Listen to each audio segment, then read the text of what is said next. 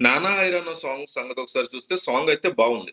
Game changer అని చెప్పే వరకు మనకు 3 పాటలొచ్చాయి. ఒకటి 'జరగండి', రెండోది 'రా మచ్చా మచ్చా'. ఈ 2 పాటలు కూడా పర్వాలేదు, అబోవ్ యావరేజ్ అన్నట్టు అనిపించింది తప్ప, ఆ కేటగరీలో అంటే బేసిక్‌గా ఒక్కొక్క పాట ఒక్కొక్క జోనర్‌లో ఉంటది కదా! ఇప్పుడు 'జరగండి' అనేది కూడా ఆల్‌మోస్ట్ 'నానా హైరానా' జోనర్‌లోనే ఉంది.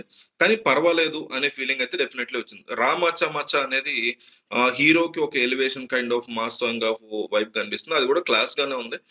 బట్ ఏంటంటే అది కూడా పర్లేదన్నట్టు అనిపించింది. బట్ ఇగ 'నానా హైర్' అనేది మాత్రం చాలా బావుంది మెలోడీలో. నాకైతే చాలా ఇంప్రెసివ్‌గా అనిపించింది. స్టార్టింగ్‌లో ట్యూన్ గాని, లిరిక్స్ గాని ఇవన్నీ ఇంప్రెసివ్‌గా అనిపించాయి. పాట ఓవరాల్‌గా ట్రావెల్ అయిన విధానం, పల్లవి, చరణం ఇవన్నీ కూడా ఒక ఫ్లో ఉన్న ఫీలింగ్ అయితే వచ్చింది. ఎక్కడ డిస్కనెక్ట్ అవ్వకుండా. సో, తమన్ మ్యూజిక్ కూడా ఇందులో ఇంప్రెసివ్‌గా అనిపించింది ఈ పాటలో. ఈ పాట వరకు చూసుకుంటే. ఒక మంచి సాంగ్ పడింది 'రామ్ చరణ్‌కి' ఈ మధ్య కాలంలో అని చెప్పుకోవచ్చు. మిగతా పాటలు కూడా పర్వాలా. But not so much great. ఇది మంచి చాట్ బస్టర్ లాగా అనిపించింది.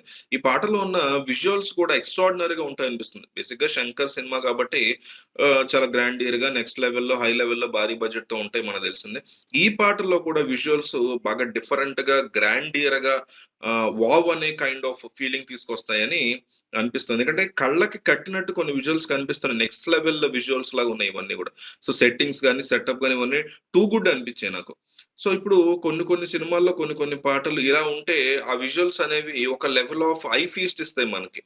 సో, అలాగే 'శంకర్' సినిమాల్లో కూడా అలా సినిమాలు చాలా తీశారు. ఇంకొంచెం కొత్తగా బెటర్‌గా తీస్తున్నాడు 'శంకర్' అని నాకైతే చూసినప్పుడు అనిపించింది. 'జరగండిలో' కూడా భారీ విజువల్స్ నెక్స్ట్ లెవెల్ అనిపించాయి. ఇంకా 'రా మచ్చా మచ్చా'లో ఏంటంటే ఒక లార్జ్ స్కేల్ సాంగ్ లాగా అనిపించింది. గ్రాండియర్ విజువల్స్ కాకపోయినా 'ఆర్‌కే బీచ్‌లోనే' చాలా విజువల్స్ కనపడ్డాయి పాటలో. కానీ ఒక పెద్ద స్కేల్‌లో ఉండబోయేటువంటి పాట స్క్రీన్ మీదే కనిపిస్తారు. టూ మచ్ ఆఫ్ డాన్సర్స్ ఉండడం ఇవన్నీ కూడా పెద్ద స్కేల్‌లో తీశారు. సో, ఇలాగ పాట పాటకి స్కేల్ డిఫరెంట్‌గా ఉండడం.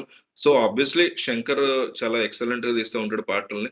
సో, ఇందులో విజువల్స్ అయితే నెక్స్ట్ లెవెల్‌లో కనపడ్డాయి. ఇంకోటేంటంటే 'రామ్ చరణ్' యొక్క లుక్స్ ఈ సాంగ్‌లో బాగున్నాయని అనిపించింది. స్పెట్స్‌తో ఉన్న లుక్స్ గాని, నార్మల్ లుక్స్ గాని వెనక బ్యాక్‌గ్రౌండ్ ఉన్నటువంటి లుక్స్ కానీ, ఇవన్నీ గూడా లుక్స్ పరంగా ఈ పాట బ్లాక్ బస్టర్ కింద కన్సిడర్ చేయొచ్చు 'రామ్ చరణ్' లుక్ పరంగా. కథంతా గూడా ఒక పొలిటికల్ డ్రామా గదా! సో, ఆ పొలిటికల్ డ్రామా ఇట్లా కనెక్ట్ అవుతూ వెళ్తూ లవ్ ట్రాంగ్ నడుస్తున్న టైంలో మధ్యలో అప్పటి వరకు 'రామ్ చరణ్‌ని' ఎయిదర్ సీరియస్‌గా లేకపోతే ఒక డిఫరెంట్ యాంగిల్‌లో చూపిస్తున్న క్రమంలో ఇలాంటి ఒక మెలోడియస్ సాంగ్ రావడం అనేది థియేటర్‌లో ఒక బిగ్ రిలీఫ్ కిందే అనిపించే అవకాశం ఉంది. థియేటర్‌లో ఒక మంచి ఎక్స్‌పీరియన్స్ ఇస్తది. ఒక వైబ్ పాజిటివ్‌గా ఇస్తది థియేటర్‌లో అనిపిస్తుంది. సో, పర్ఫెక్ట్ ఫ్లో ఇస్తది మూవీకి అనేటువంటి ఫీలింగ్ అయితే నాకొస్తుంది. 'రామ్ చరణ్' ఫ్యాన్స్‌కి బెస్ట్ సాంగ్ కింద ఇది లుక్స్ పరంగా కన్సిడర్ చేయొచ్చు. అండ్ మనవంటి వాళ్ళకి మూవీలో పాట పరంగా గూడా చాలా బావుందనిపిస్తుంది. 'ఖైరా ధ్వని' గూడా చూపించారు. ఆవిడ కాస్ట్యూమ్స్ గాని ఇవన్నీ గూడా చాలా గ్రాండ్‌గా, లగ్జూరియస్‌గా కనిపిస్తున్నాయి. సో, హీరోయిన్స్‌ని ఆబ్వియస్‌లీ చూపిస్తారు గానీ, సో, ఓవరాల్‌గా ఈ పాటైతే ఒక మంచి చాట్ బస్టర్ హిట్ కింద నాకనిపించింది.